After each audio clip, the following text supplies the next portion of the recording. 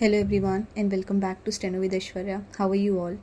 So today I will be giving you the dictation of transcription number 1 of Sir Kailash Chandra at the rate of 60 words per minute. The dictation will be started in 5 seconds.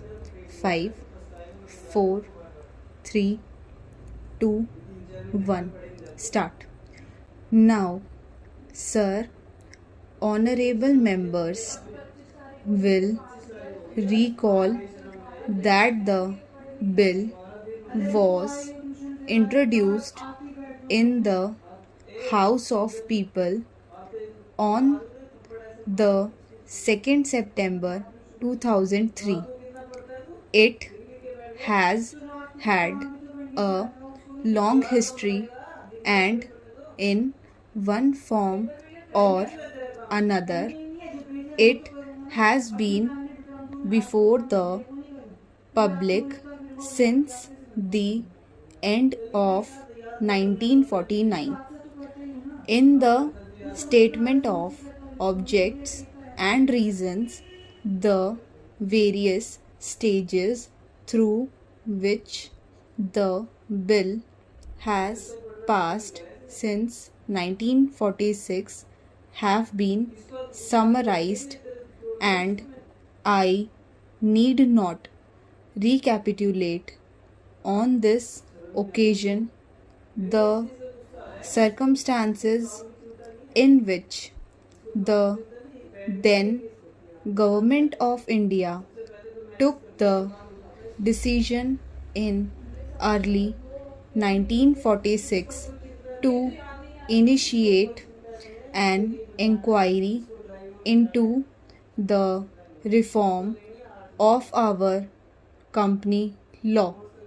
I would remind honorable members that between 1946 and 1948, the entire field of company law was carefully reviewed by two distinguished company lawyers who were appointed to recommend the broad lines on which the present act should be revised.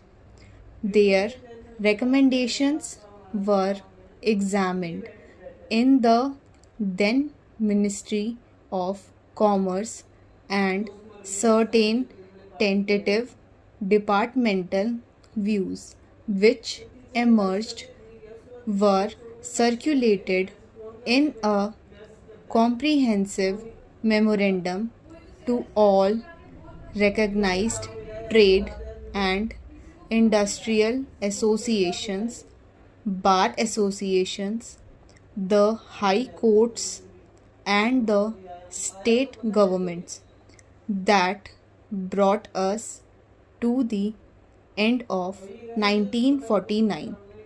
Many representations on this memorandum were duly received from chambers of commerce, trade and industrial associations, state governments, and the general public.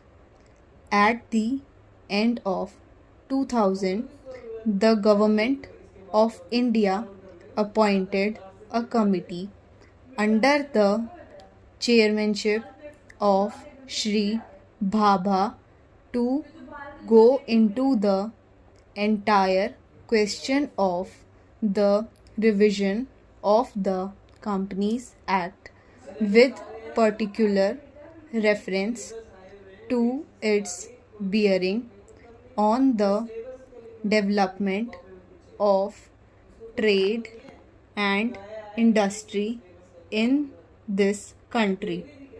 This committee examined a large number of witnesses in many parts of the country and submitted its report in March 2002.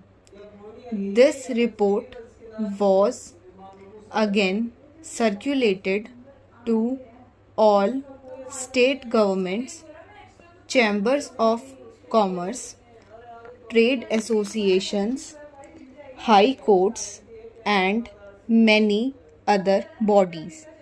At the same time, a special officer was appointed in the Department of Economic Affairs, Ministry of Finance, to examine the report in the light of the views received from the interested public and to submit proposals to government for the revision of the present act. The bill now before the House is based largely on the recommendations of the Company Law Committee, modified in a few particulars. The honorable members will notice that so far as public relations go, the bill has covered adequate ground.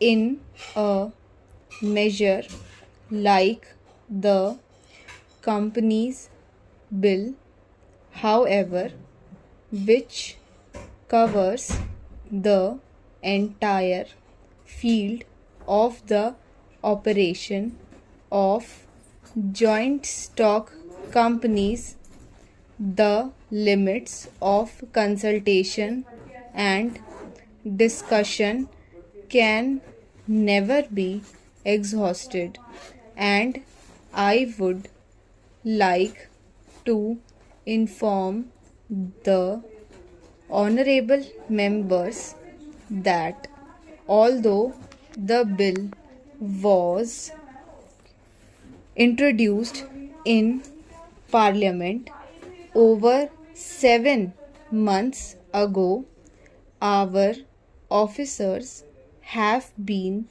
engaged throughout this period in further studies and informal discussions with the interests concerned, and on occasions I have also participated in such discussions.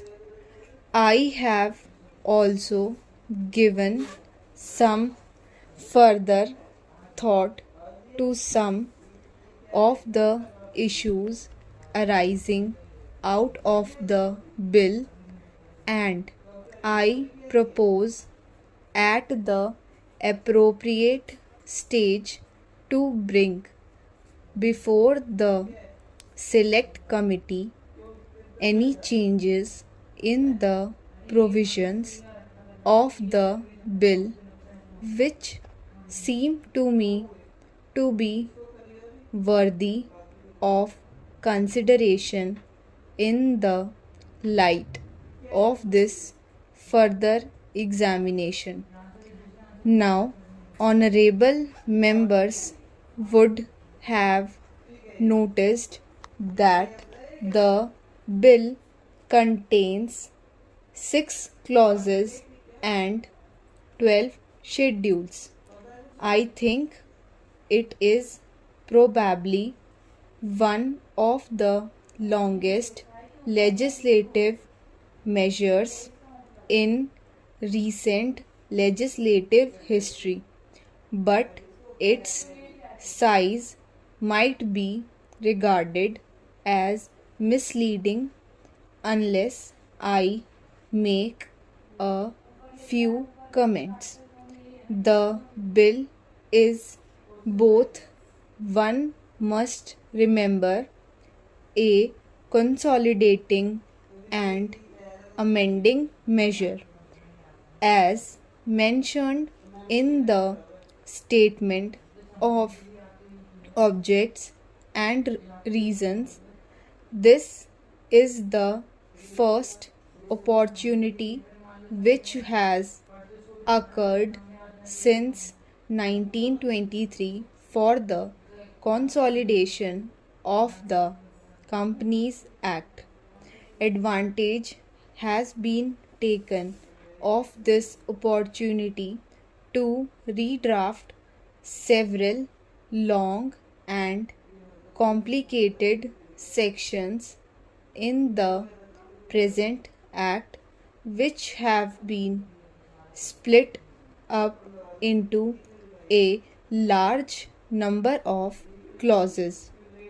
This is the largest single factor accountable for the increase in the number of clauses in the bill.